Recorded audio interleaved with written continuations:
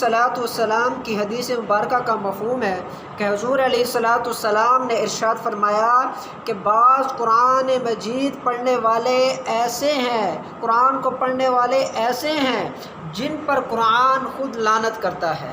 وہ کون سے ایسے لوگ ہیں جن پر قرآن مجید لعنت کرتا ہے؟ اس کے بارے میں علماء کرام ارشاد فرماتے ہیں یہ وہ لوگ ہیں جو قرآن مجید کو صحیح طریقے سے نہیں پڑھتے بلکہ غلط طریقے سے پڑھتے ہیں۔ کس طرح غلط طریقے سے پڑھتے ہیں اس کے بارے میں آپ کے سامنے ایک کچھ پیش کرتا ہوں۔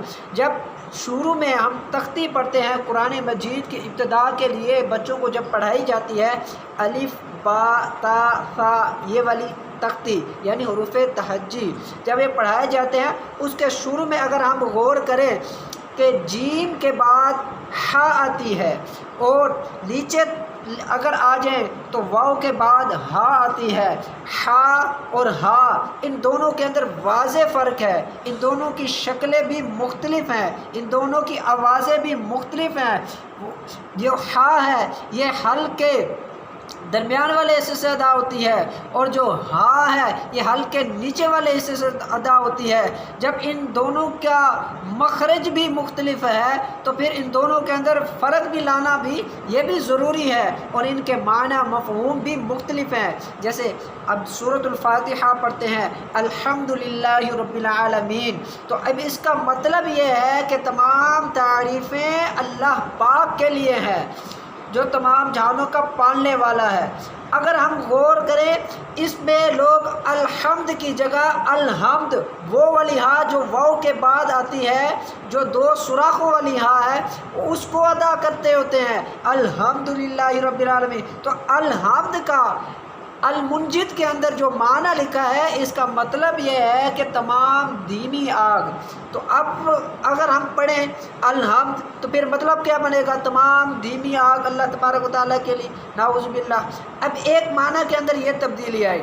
دوسری، جب سورۃ الاخلاص جب پڑھی جاتی ہے تو سورۃ الاخلاص کے اندر اگر ہم غور کریں تو شروع میں دو نقطوں والی قاف ہے قل هو اللہ احد، یہ دو نقطوں والی قاف قل اس کا مطلب ہوتا ہے کہنا، اے محبوب آپ کہہ دیجئے، آپ فرما دیجئے ان لوگوں کو کہ وہ اللہ ایک ہے۔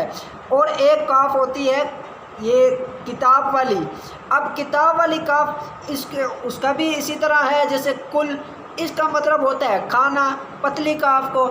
اب اگر ہم قاف پر اور باریک قاف کا اندر فرق نہیں کریں گے تو اس کا معنی مفہوم مختلف ہو جائے گا۔ جیسے میں نے آپ کے سامنے پیش کیا دو نقطوں والی قاف کا ترجمہ پھر سورۃ اخلاص میں یہ بنتا ہے قل هو اللہ احد، اے محبوب آپ فرما دیجئے کہ وہ اللہ ایک ہے۔